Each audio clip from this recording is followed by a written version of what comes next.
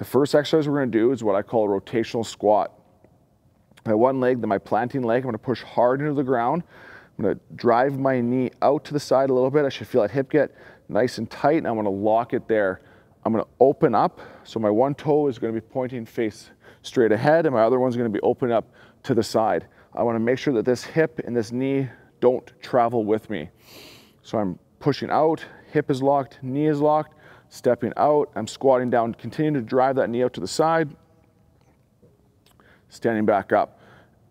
As I step out, I want to make sure I sit nice and deep, work on the mobility of my hips, and I'm coming back up. Perform 10 rotations the one way, then 10 the opposite way. So I'm driving that knee out, lock through the hips, one toe is straight up, the other toe straight out to the side, driving my knees out and my hips sitting down nice and deep, popping back up.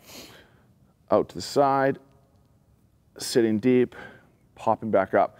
Big thing here, once again, is I've got good downward pressure, especially with that stabilizing leg, drawing my knee and my hip out, so I'm getting good external rotation of the hips.